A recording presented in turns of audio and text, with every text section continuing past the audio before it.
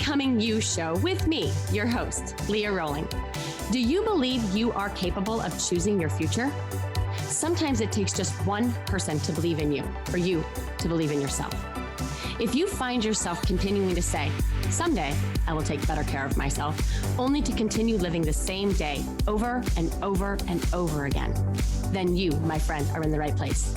I am your biggest cheerleader, inspiring you to become you on purpose and with intention. Are you ready to create a life you love? I'm excited to share with you some big ideas that you can use today to inspire, impact, and influence your life and everyone in it. The Becoming You show starts now.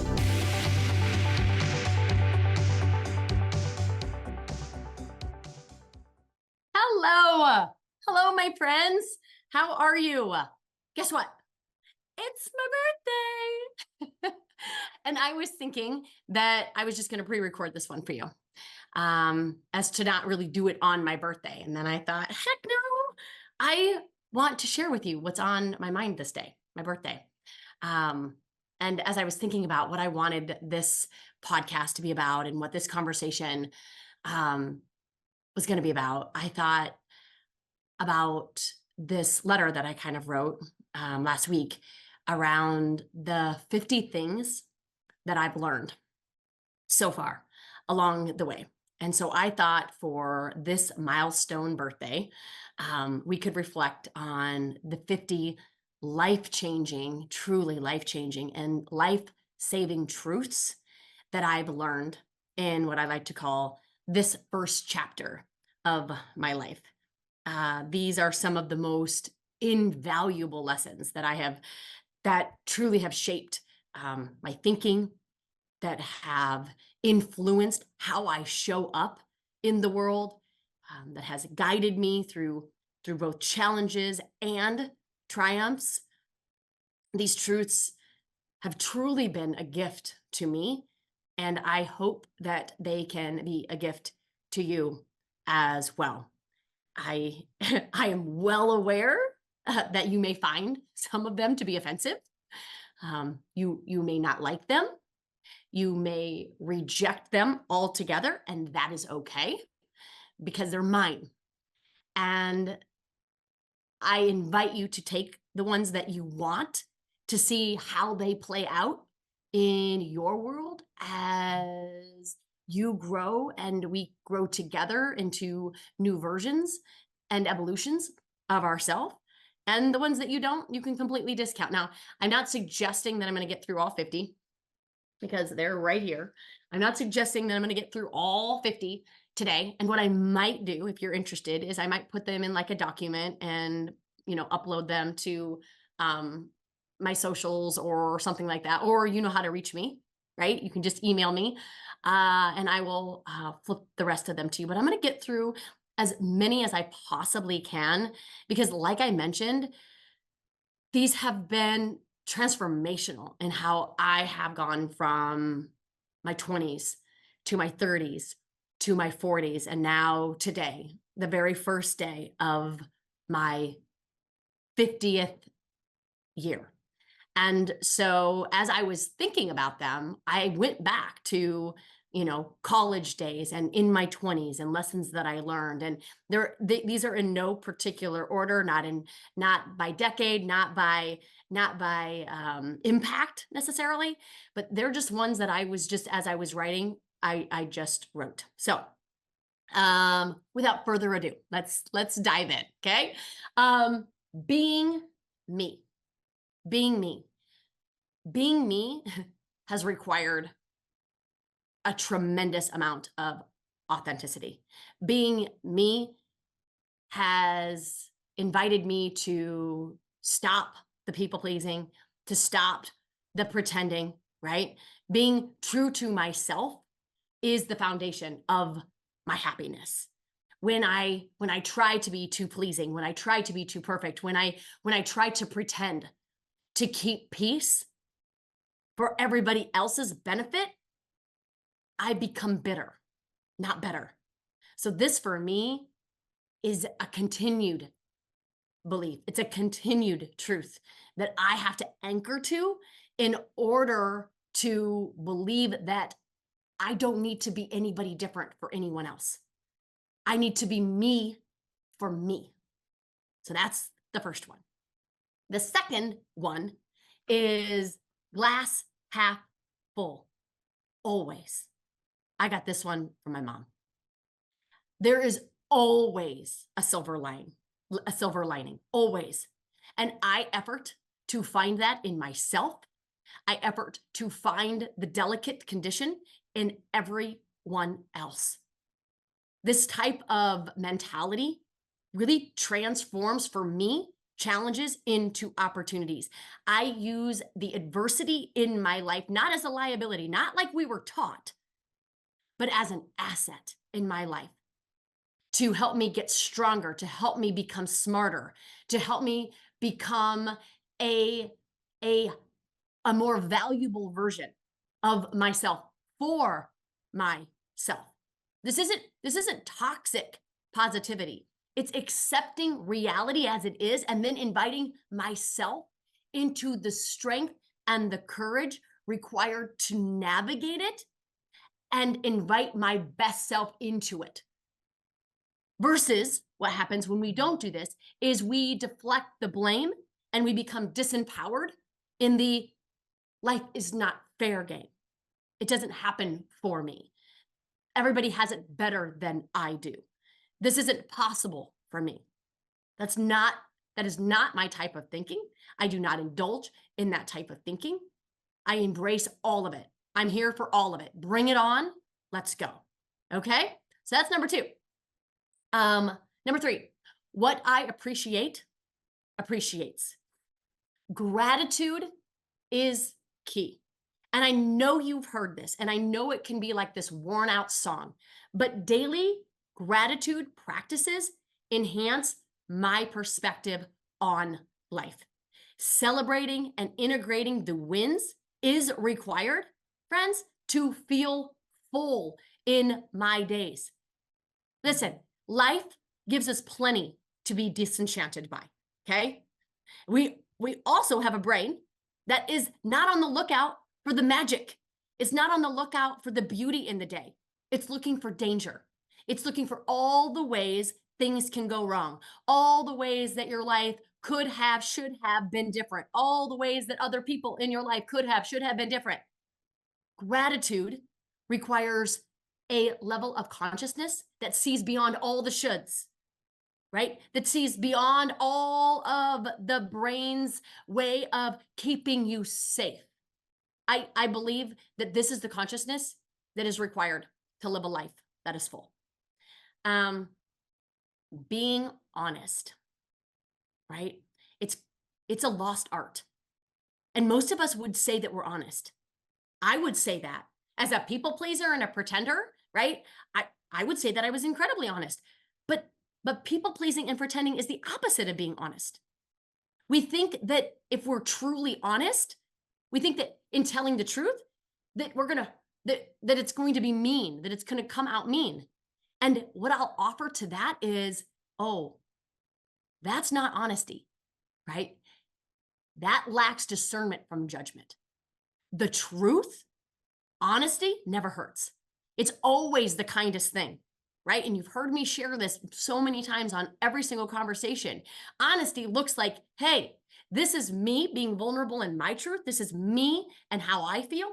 And yet I'm also acknowledging you and how you might feel and us in our relationship. That is telling the truth. That is being honest.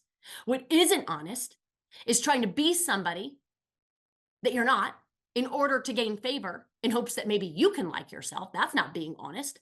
What else isn't being honest is not sitting with how you truly feel and having that discernment for what is and your judgment, right? That's our work that we get to do. If we don't do that work, we're never going to we'll never be able to invite ourselves forward in a conversation that is grounded in the truth.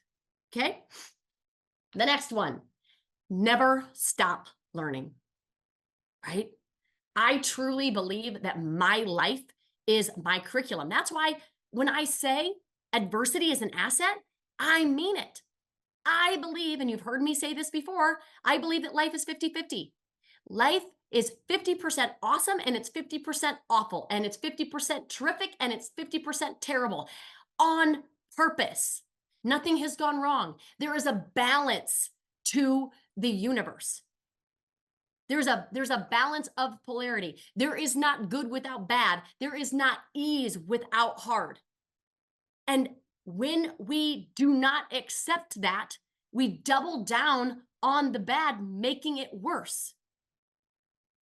I like to think of my life, all of it, the 50-50 of it, is all for my growth. When I can lean into adversity as the asset that it is, as the gift that it is, I grow, I evolve myself. When I resist it and blame it away, I lose the gift. I lose that very opportunity to learn something new about myself, to discover a strength that I didn't even know I had. And it's so important that when we are dealing with struggle, when we're dealing with adversity, that we know in advance how we're going to show up in it. How am I going to show up in adversity? It's coming. It's coming. I don't know if you've seen this. No one is without it. But how are you going to show up in it? I love being able to take any adverse situation, any struggle, any obstacle, and invite the best of me to the situation, right? I understand that learning is the foundation of all of my exploration. And in this next season of life, I'm going to create more of it. I'm going to invite myself to create more than I consume. As I was writing this, I was thinking, how can I learn more in this next decade of my life? And that's what I came up with. Okay, next one, resiliency. Resiliency is a character trait that I admire so much in both myself and in others. It is so important that we understand that when we do not allow for a resilient mindset, what will happen is that we will become resistant to it. Resistancy is the opposite of resilience. Resistancy is shooting on life. We're resistant. We don't accept what is. Resiliency is that embracing of life. It is like I mentioned, it is a trait that I admire, that I find in other people, and it is a practice that I will continue to navigate and embrace. Okay, self-care. A top 50 would not be complete without self-care. Self-care is non-negotiable. It just is. And I was going to maybe even put this one first. Care of my mind, care of my body, care of my spirit, care of the people that I hang around with. It is not selfish, right? It is selfish to not do it for yourself and then to blame other people for not caring for you the way that you need. When you get good at self-care for you, you won't need anyone to take care of you because you will do it for yourself. If you find yourself, when my clients offer to me that they're a little bitter, that they're a little bit more on edge, that they're a little bit more frustrated with things that normally they wouldn't be frustrated with, that is my question. That is my go-to question. How are you neglecting you? Because if you weren't neglecting you in the way that you probably have been neglecting you, these little things wouldn't create the bitterness that resides within you, right? If you're taking care of you, if you are giving yourself permission to matter, to take up space in this world, all the other little things don't matter as much. They don't matter as much. So it is a gift to give yourself. It's non-negotiable. Make that a practice for yourself today, right? Have it be my birthday gift, right? Like I'm gonna do self-care because I'm going to give that away to Leah for her birthday. Okay. All right. Leadership starts within. It starts within. Leading myself effectively sets the tone for leading others. The way you lead your life is the way you lead others.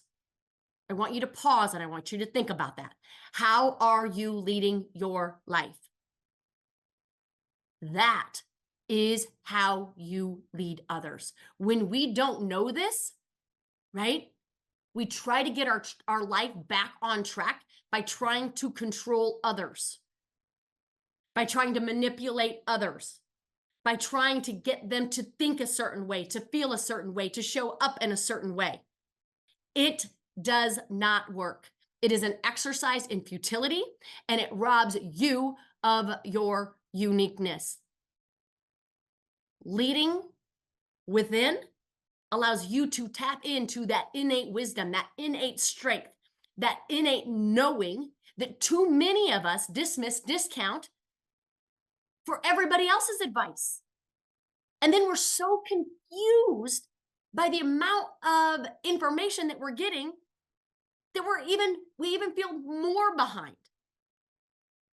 Too many people are looking outside of themselves for the truth. They're looking outside of themselves for the answer. They're looking to a blueprint. They're looking to a strategy. They're looking for a how-to manual about their life. And it doesn't exist out of yourself. It exists within. So that's what I'll say about that one. Emotional maturity matters. Friends, EQ, emotional intelligence, emotional maturity, whatever you like to call it, matters. Emotional maturity is owning your emotions. It's first understanding what emotions are. Emotions are vibrations in your body created by your mind. Nothing you experience do you experience outside of yourself. When we do not know this, we blame other people for our feelings. We blame other situations for our feelings. We blame circumstances for our feelings. We disempower ourselves in situations. We become blindsided that things have happened to us. When you do not take credit for your frustration, when you do not take credit for your annoyance, when you do not take credit for your anger, and you blame it away, and I can say this is my show, but if you listen to me enough, you know that it's coming from tremendous amount of love. When you do that, when you blame other people for the way you feel, it is immature. It is immature. It is toddler-like. That's what we do. That's what we did when we were 2 years old and we wanted food or we wanted our sippy cup. So we threw it across the room. Okay. We need to be responsible for our feelings. We need to be responsible for our thoughts. We need to be responsible for how we show up in the world as adults. As adults, this also is a non-negotiable. So if you find yourself continuing to blame other people for how you feel, if you continue, or if you just continue to dismiss how you feel, right? And sweep it under the rug or put it in a box in your garage, or you buffer by way of overeating, over drinking, overworking, over social media-ing, over shopping. If you find yourself doing that, that is also immature. And I love you. And we all do it. But we have to be aware of when we're doing it. And we need to bring ourselves back into a conscious, mature adult mind. And a lot of people need support with this. A lot of people have mentors and coaches to help them tap in to their own innate strengths, their own innate maturities. And one of those innate strengths and one of those innate maturities is owning your feelings and managing your mind. The skill of doing both of those things well is your superpower. The skill of not doing those things well will keep you smaller, will keep you stuck, and will slow down the progress that you deserve in your life. Okay. I could talk about that for days. All right. The next one, empathy matters. Empathy matters. What do I mean by that? Truly listening and empathizing with others creates strong bonds. It creates a deeper level of connection. Empathy, okay, is having the emotional maturity that I just talked about, okay? It's understanding that everyone creates their experiences, okay? But it has compassion and curiosity along with it to help them feel heard, to help them feel validated and listened to as they navigate what they're navigating for themselves. Empathy, friends, is not shouldering other people's emotions. It's not. It's not being disappointed because they're disappointed, right? It's not being mad because they're mad. That is not empathy. That's mirroring. That's mirroring, and rarely is it helpful. Rarely is it helpful. When we become disappointed and mad that our kids are disappointed and mad, we do not hold good space for them.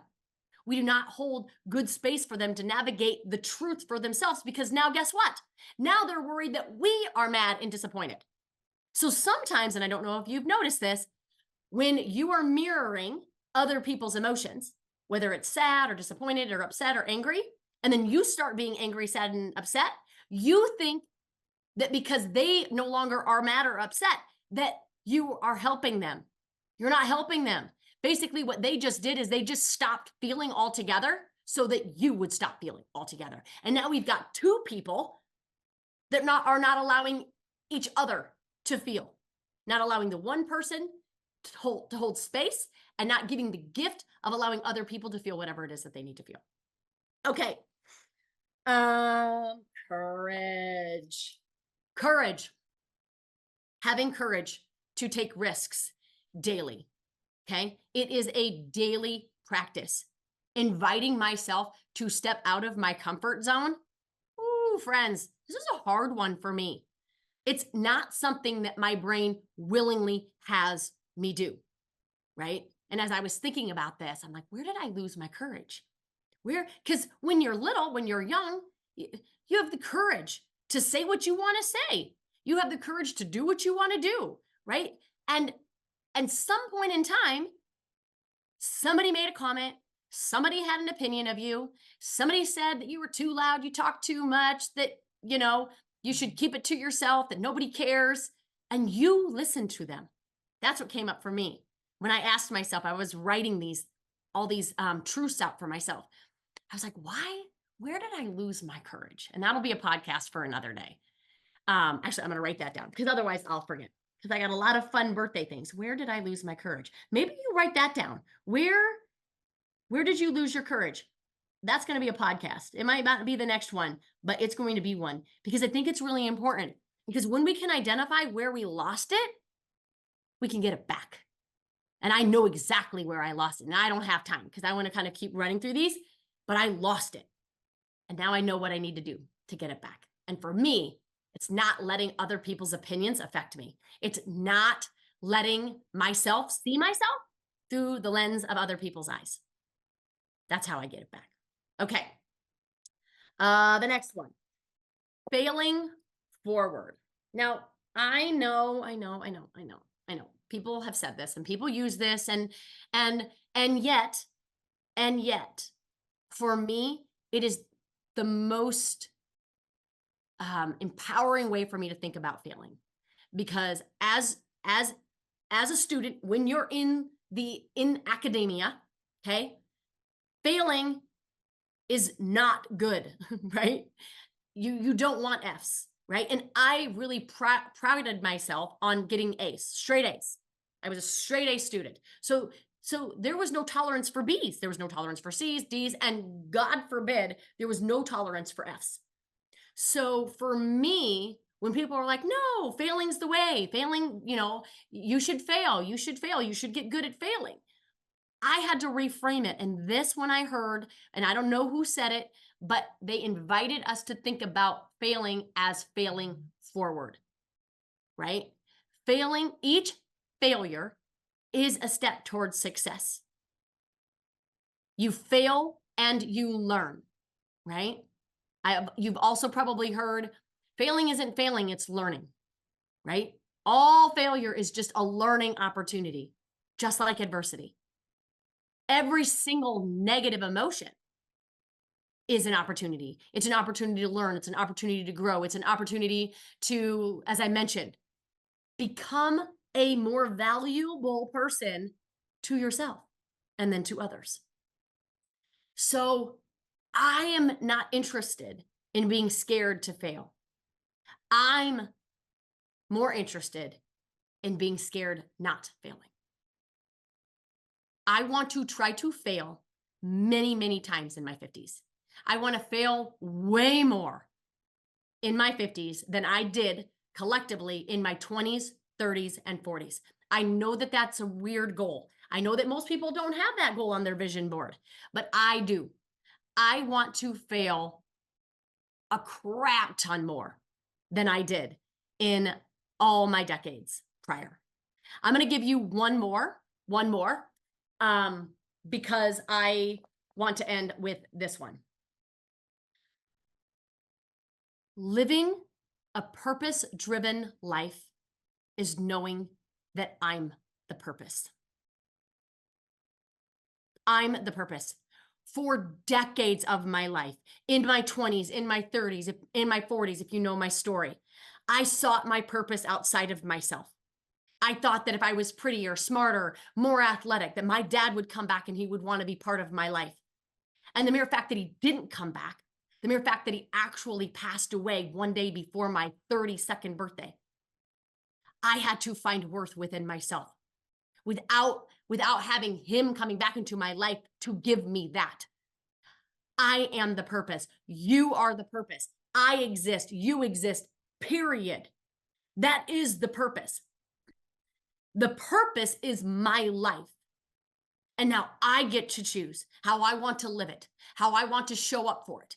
And I get to challenge myself to consistently grow into the capacity of it. And that is what I'm super excited to do today, in the first day of my 50s, and for the rest of my life. But I'm gonna make this decade the best decade yet. So wherever you are in your life, whatever decade you're navigating, whatever year of life you're navigating, can you commit to making it the best? Can you commit to yourself with self-care practices? Can you be courageous enough to want to fail on purpose and to remind yourself daily that you do not need to find purpose outside of you? You are the purpose. You exist. And you, my beautiful friend, are enough. Until next time, take care. Have a good one, everybody. Bye-bye. You have been listening to the Becoming You show with me, your host, Leah Rowling, where I share big ideas to inspire, impact, and influence your life. Tune in every Friday at 11 Central on transformationtalkradio.com for your morning cup of coffee, the hug you never want to end, and that inspirational message that you felt was written just for you.